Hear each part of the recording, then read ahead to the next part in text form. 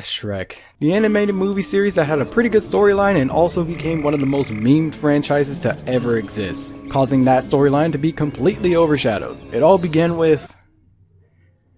We don't like to talk about those images. After those images arrived, every meme for Shrek just rose to the surface. There's dank memes, songs, and... He whispers in my ear. This is my show. We don't talk about those videos either. Alongside all of these creations, video games of course followed suit, and today we'll be looking at the game for Shrek 2. Now this game actually has a decent amount of expectations for it since it released the same year as Sly 2, Jak 3, Metal Gear Solid 3, and plenty more of famous games throughout gaming history. This game even released a month before the movie for the game came out. You may have noticed that I haven't done a review of Shrek 1's game yet. That's because 1, I had a poll on Twitter asking for the game, link in the description by the way, and 2, honestly, I don't think anyone cares about any Shrek game that's not this one, and I don't really know why. It's like any game following the movies before and after Shrek 2 just don't exist. Maybe one day I'll get to those games, but for now, let's just focus on Shrek 2.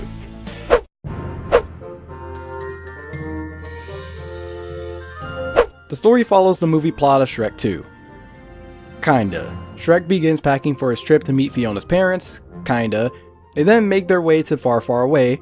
Kinda. They meet Fiona's parents. Kinda. You can probably imagine where I'm going with this. Basically, they use the movie plot but also add in original content alongside it to make it different from the movie. But it doesn't really do that. It adds more to the story, but it also doesn't. It helps out the story, but not all that much.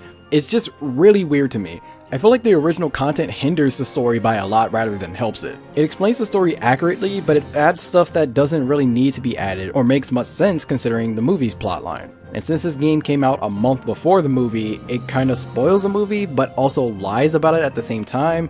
This game is just a really weird case all around when it comes to this story.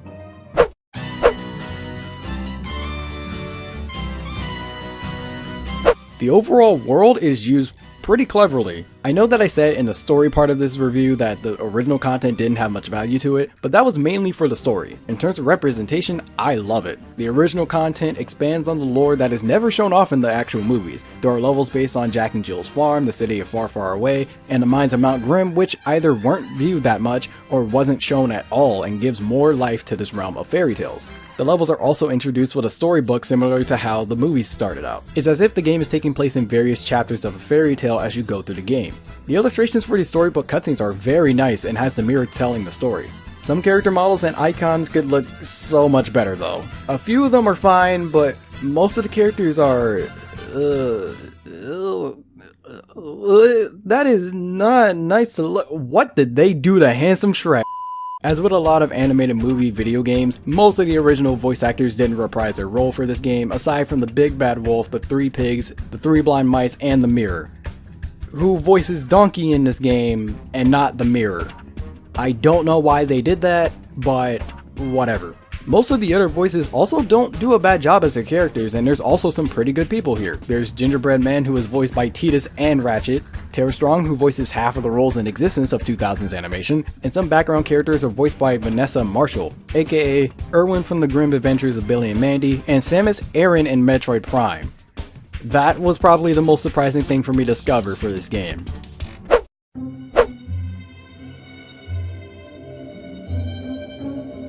In each level you play as a set group of 4 characters that you control to get through various puzzles and defeat enemies. Most of them are main appearances from the movie, but there are also a few new faces. You're able to switch between all 4 of the characters you have unless you're playing this game with a full group of 4 friends. In that case, every player is locked into the character they spawn as. Every character has their own combos, jump attack, and or dash attack that they are able to use to take down their enemies.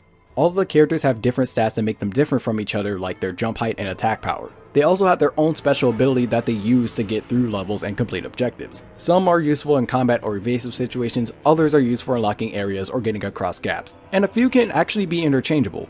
Each playable character has a special event called Hero Time. Hero time is where one character in the level must complete a challenge set for them in order to save the day. In 4-person multiplayer, the person who was controlling that character must complete the objective. I don't know what would happen if someone wasn't controlling that character before then though. I think the game will just choose who's ever first player, but I'm not sure, so don't quote me on that. It's not exactly like I have anyone to play this game with, so you know. Some of the goals and snapshots you can achieve are necessary to beat the game, and others are optional in case you want to try and 100% this game. Almost every level has 12 magic beans, which you'll basically have to look up half the time because you will never get all of them on a first playthrough. Some of them are stupidly well hidden. Throughout the game, you will be collecting money that you can use to purchase upgrades from Larry the Leprechaun, who you meet in various levels of the game. If you find him in one of 3 non-mandatory areas, you can exchange the money that you collect for health upgrades, attack damage increases, or health regeneration. There are also 5 unlockable minigames that you get as you complete the game. Ring Coliseum, where you play as Little Red breaking boxes to get as much money as you can before time runs out. Floating Floors, where you time your jumps on platforms as Gingerbread Man to make it to the end. Cloud Maze, where you plan your route to get the most money before making it to the end of the level as Puss in Boots. Cage Drop, where you basically do the same thing as Cloud Maze but as the Big Bad Wolf. And Crash Coliseum, where Shrek, Fiona, Tinkerbell, and Donkey must defeat waves of enemies in order to escape the room they are trapped in.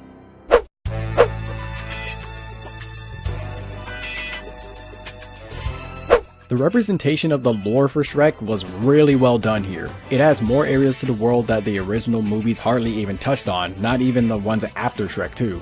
By the way, apparently Far Far Away works like a GTA game. It has its own star system and everything. Nani? The use of character abilities and their differences for the level design is pretty nice. It gives each character a usefulness in the levels they are in and makes sense, for the most part. Fiona having the ability to slow down time is kinda... Why did they do that?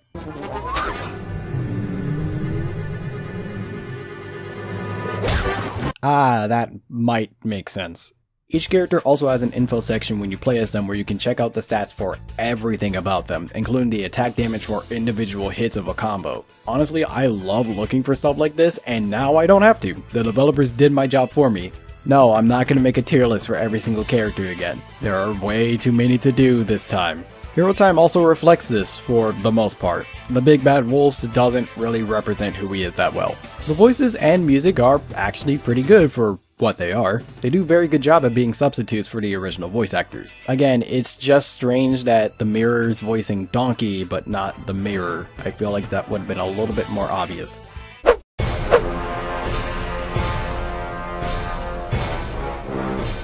Computers don't like to do anything for themselves. Now, hear me out. For puzzles, it makes sense because you'll have to do the work because you'll be switching between characters and using their abilities to progress. That's perfectly fine. That's how the game should work. Them doing basically anything else is the problem. Too many times have I seen them just standing around not doing anything to help me take down enemies. Even if they themselves are being attacked, they just won't do anything to the enemies despite getting hit. Also, they get caught on way too much stuff in this game. They don't know how to walk around the object either, and since you need all 4 of your characters to progress, it's annoying when that one computer is stuck in the back because they can't make their way around. Yes, you can switch to the character and make them move, but they shouldn't get stuck so easily. It also doesn't help that them being alive makes them solid objects, so they can get in the way quite often. Honestly, the computers get in the way more often than they actually help out. And considering this is supposed to be a team-based game, that's not exactly the most encouraging thing in the world. When you complete objectives, there is a bright flash that lets you know that you completed an objective and an image has been added to your scrapbook. However, that bright flash is incredibly annoying to deal with. On a first playthrough, you won't know when these are going to happen, so out of nowhere you're just going to be blinded by the game. There are a lot of objectives in this game too, so the flash occurs very often. The minigames are complete garbage. The Crash Coliseum can only be unlocked after getting every objective in the game. All the other minigames are incredibly short and only serve one purpose. Not a high score, not to unlock a special movie or anything. You know what it gives you? Money. You know what else does that for you?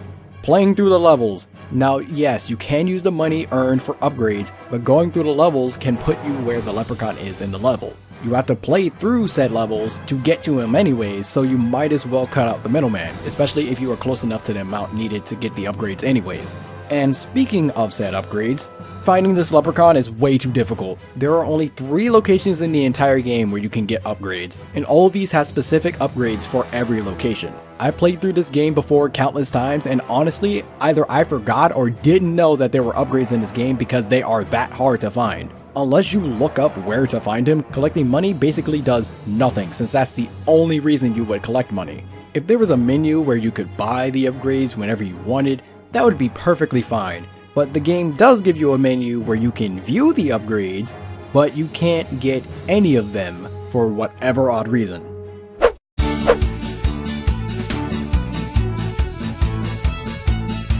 Again, I really like how they expanded on the lore of the Shrek universe by including more fairy tale characters and areas, but it overall doesn't really help the story at all because it clashes with the movie's plot. In my Over the Hedge review, which you should check out by the way, I said that it works well in that case because it used the movie's plot as a stepping stone into the original content. But in this case, the original content is mixed with the movie's story, which ends up making a bunch of inconsistencies and incredibly convenient events. There are some events of the story that make sense to be played through, but some events don't really do anything for the story and feel more like they were just added to make the game longer, especially Jack and Jill's farm. The game overall feels like it's trying to fill in gaps that the movie didn't have. It's really good from a lore perspective, but for story, it doesn't do that great of a job.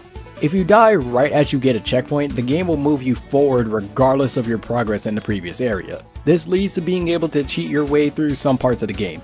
Most games do have something like this, but it happens a little bit more often on accident in this game than most games that I've played. Cutscenes cut off way too fast. A lot of cutscenes don't feel like they have any form of pace to them. They're just playing and then just end. There's no satisfaction in seeing the cutscenes just because of how abruptly they end. Got room in the carriage? I've got a game to pitch and far, far away. If gameplay continues afterwards, it feels like it just suddenly throws you into the game, rather than just setting you back into the game. I hope that makes sense, by the way. Only about a third of the way through the game do playable characters actually say anything to the NPCs, which honestly would have added a little bit more to the dialogue and could have been fun to listen to if there was more of this. In fact, the better writing was in this part of the game, which is really disappointing because the rest of the game doesn't really have that good of dialogue. You owe me for my house! My insurance covered hoofing but not spoofing! Talk to my lawyer.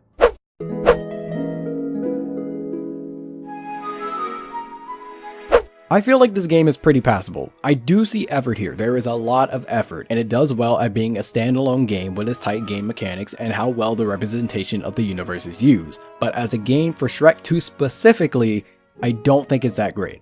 I felt like this game should have been a completely original game that wasn't based around Shrek 2's movie plot, so that more of the world of Shrek could get expanded upon without it conflicting with the movie's plot. This also would expand on the dialogue and writing between characters to have the characters feel more alive in cutscenes. This game feels like it tried too hard to work with the movie, and that in itself both helps and hinders the overall experience of the story. I still appreciate this game for its gameplay, but for the story, it doesn't work. This game is pretty enjoyable to go through, though I would more recommend it to have a friend, at least, to do this with. And if you don't really care too much for the story, then you'll be just fine.